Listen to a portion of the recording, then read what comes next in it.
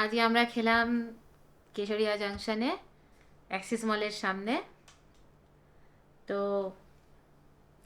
এখন সময় হচ্ছে ফুড রিভিউ দেওয়ার।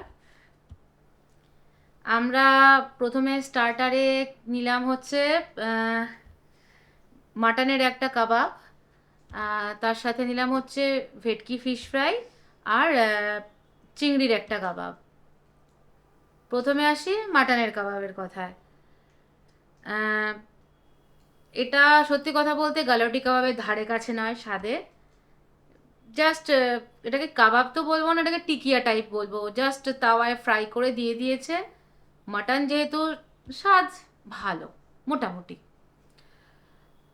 এবার দ্বিতীয় ক্ষেত্রে আসি, সেটা হচ্ছে যে ভেটকি ফিশ ফ্রাই। ভেটকি মাছের ফিশ ফ্রাই স্বাদ তখনই হয় যখন ভেটকিটা তাজা থাকে মাছটা। এখানে মাছটা তো মনে হলো ফ্রোজেন ছিল বহুদিন ধরে, সেটাই ফিশ ফ্রাই করে দিয়েছে, সেই জন্য ভেটকি ফিশ ফ্রাই আমার ভালো লাগেনি। আর 3 নম্বর হলো চিংড়ি। চিংড়ির স্বাদ এমনিই ভালো লাগে, কিন্তু এখানে চিংড়িটাও মনে হয়েছে একটু স্টোর করা ছিল। মানে এখানে এদের দেখলাম টাটকা খাবার দাবার খাওয়ানোর মেন্টালিটিটা এদের নেই। এইবার মেন কোর্সে আমরা নিলাম হচ্ছে চিজ গার্লিক নান, আর তার সাথে নিলাম হচ্ছে এদারই একটা খুব স্পেশাল একটা আইটেম, সেটার নাম হচ্ছে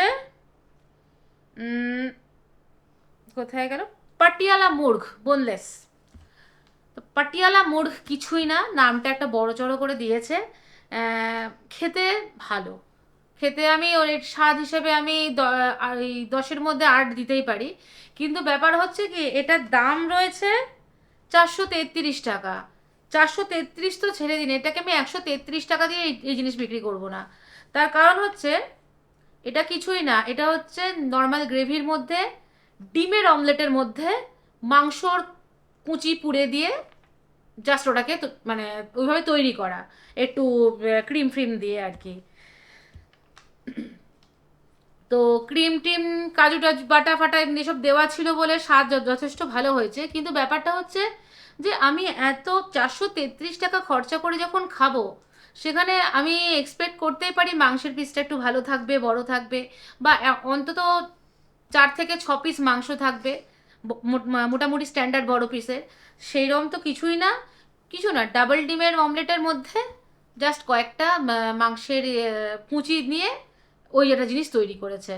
তো খেতে ভালো হলেও জিনিসটা পয়সার দিক থেকে আমার একদমই মানে সুটেবল বলে মনে হয়নি।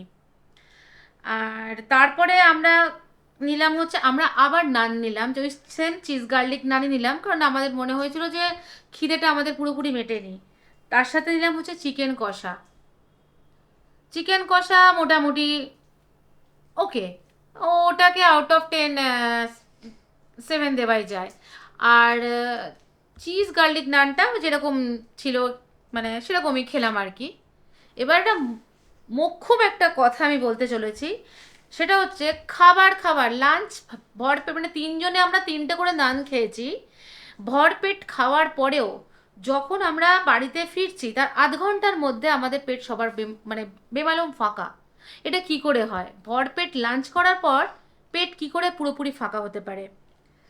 আমার মনে হচ্ছে এরা খাবার বানানোর সময় কিছু তো একটা দিয়ে, মানে এই নানটা যখন বানাচ্ছে এমন কোনো কোনো ইনগ্রিডিয়েন্ট এর মধ্যে ইউজ করছে যাতে জিনিসটা ফুলে থাকছে, কিন্তু ভরাট ব্যাপারটা হচ্ছে না। যেটা যে পেট একটা ভারী খাবার খেয়েছি পেটটা ভরাট থাকবে, সেই ব্যাপারটা একদমই হচ্ছে না।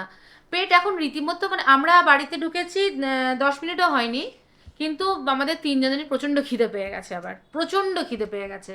যেখানে আমরা লাঞ্চ শেষ করেছি প্রায় 4:30 পৌনে 5টা এরকম সময় আমাদের লাঞ্চ সম্ভবত ফিনিশ হয়েছে, কিন্তু মানে খিদেটা সবারই জোরদার রয়েছে আর কি।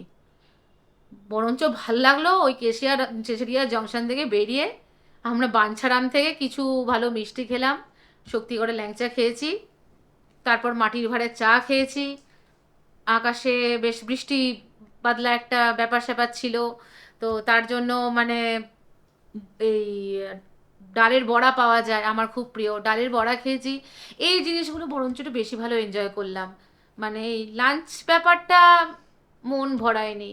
আর বিশেষ করে আহ, এবারে বাংলার পর তো একেবারেই মানে ফেল মেরে গেল এই জায়গাটা, মানে পুরো লাঞ্চ যে ব্যাপারটাকে আজকে আমি 10-এর মধ্যে খুব বেশি হলে টেনে টুনে 5 দিতে পারি, তার বেশি না। ব্যাস এই।